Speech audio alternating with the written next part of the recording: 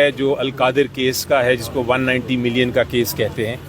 القادر case کا آپ کو پتہ ہے جیل میں ٹرائل چل رہی ہے، اور جب انہوں نے ٹرائل کمپلیٹ کر لی اور اپنا ایویڈنس جتنا تھا پیش کرنا وہ کر دیا، تو ہم نے یہ دیکھا کہ اس میں تو جرم ثابت ہی نہیں ہوتا۔ جتنا انہوں نے ایویڈنس دیا ہے، جتنی شہادتیں دی ہیں، اس کے بعد جرم ثابت نہیں ہوتا۔ تو ہم نے نیچے ایک اپلیکیشن فائل کی تھی جس میں عدالت کو کہا تھا کہ یہ جو کچھ ایویڈنس آیا ہے اس کے مطابق اب آپ بری کر دیں عمران خان صاحب کو اور ان کی بیوی جو ہیں بشرا بی بی ان کو۔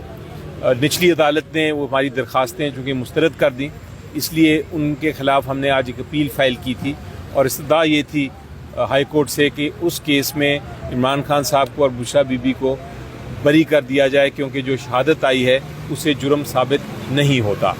بہرحال وہ چونکہ ریکارڈ نہیں آیا تھا اس کیس کا، اس لیے عدالت نے ریکارڈ منگوایا ہے اور اس کی ڈیٹ آگے کر دی ہے جب پوری بحث ان اپیلوں پہ ہوگی۔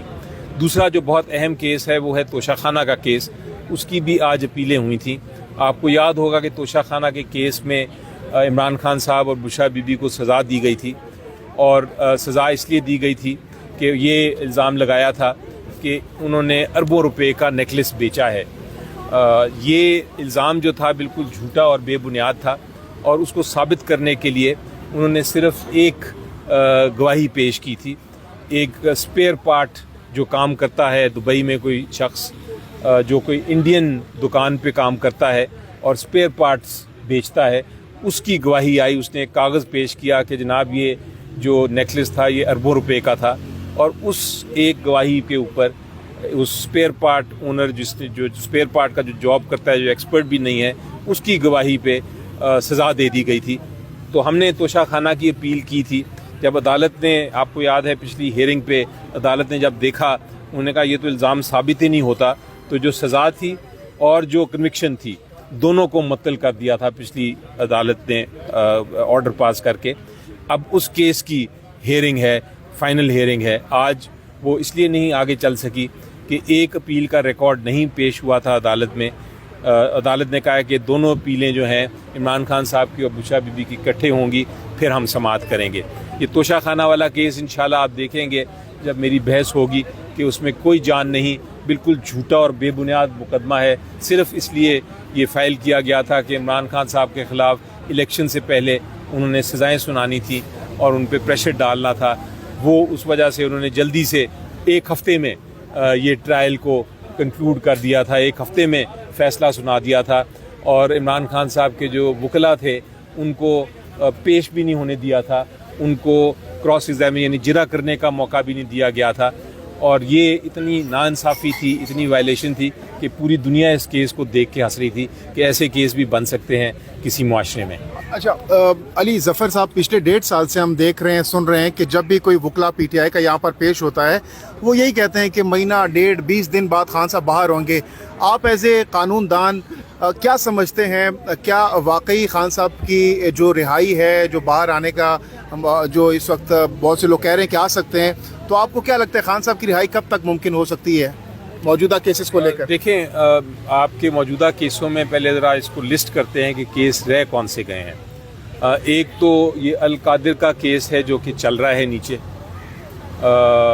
جس کا ٹرائل ہے، اس میں ان کی بیل ہوئی ہے، لیکن ٹرائل ابھی چل رہا ہے، سزا کوئی نہیں ہے، اس لیے اس میں ان کو اریسٹ نہیں کیا جا سکتا، یہاں رکھا نہیں جا سکتا۔ دوسرا کیس ان کے خلاف نیا فائل کیا ہے انہوں نے، توشہ خانہ 3 جس کو میں کہتا ہوں، توشہ خانہ نمبر 3، اس کی ٹرائل ابھی شروع ہو رہی ہے۔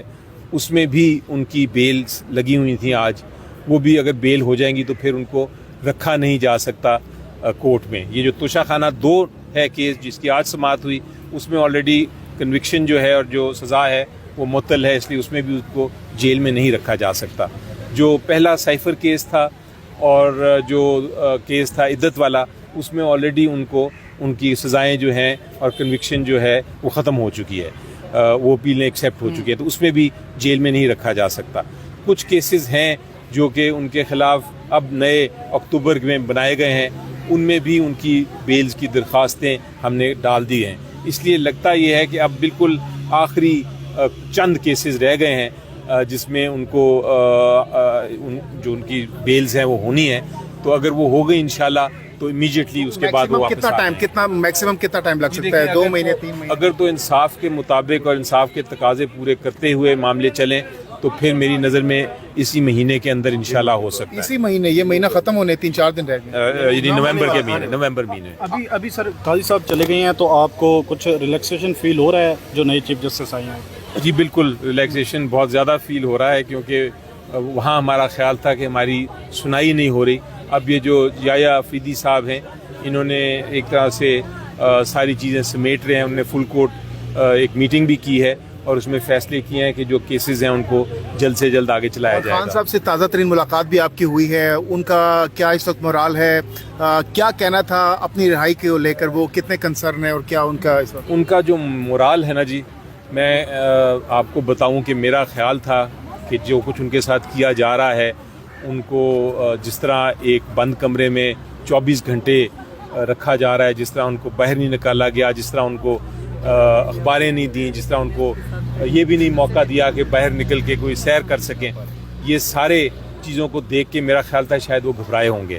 لیکن مجھے تو ان کا جو کانفیڈنس تھا اور جو ان کا جذبہ تھا وہ ڈبل لگا. انہوں نے بڑا بار بار کہا مجھے، اور ایک بار نہیں بار بار کہا کہ دیکھیں یہ سمجھتے ہیں کہ میں ان چیزوں سے گھبرا جاؤں گا. میرا حوصلہ ڈبل ہو گیا ہے کیونکہ میں آزادی کے لیے لڑ رہا ہوں، اور میں اگر آزادی کے لیے مجھے 1000 سال بھی اندر رکھیں گے تو میں 1000 سال بھی رہنے کو تیار ہوں گا. مجھے کوئی فکر نہیں میرے خلاف کتنے کیسز بناتے ہیں، میں قوم کی آزادی کے لیے کر رہا ہوں. اگر آزادی نہیں ہوگی قوم کے پاس تو قوم، انہوں نے بار بار اس لفظ استعمال کیے کہ وہ چونٹیوں کی طرح رینگیں گے، اور میں رینگنا نہیں جانتا، میں کھڑا ہو کے لڑنا جانتا ہوں. اس لیے میں کھڑا ہوں، میں قائم ہوں. قوم کو بتا دیں کہ میں بالکل گھبرایا نہیں، نہ میں گھبراؤں گا. میں بالکل ان کے لیے تیار ہوں لڑنے کے لیے، جیل رہنے کے لیے. ایک 10 بائی 10 کے کمرے میں داڑھی بھی بڑھا لی ہے. داڑھی ان کی اب نہیں تھی. جب اس سے پہلے میری ملاقات ہوئی تھی، جب وہ چل رہا تھا یہ امینڈمنٹ سے پہلے ایک میٹنگ ہوئی تھی، اس وقت ان کی داڑھی تھی، اور اس وقت ان کو بالکل نہیں پتہ تھا کہ باہر کیا ہو رہا ہے، کیونکہ کوئی خبر نہیں تھی. لیکن اب ان کی داڑھی نہیں تھی، اور وہ ان کو اب اجازت بھی مل گئی ہے کہ جو نارمل روٹین میں ملاقاتیں ہیں وہ ہو سکتی ہیں.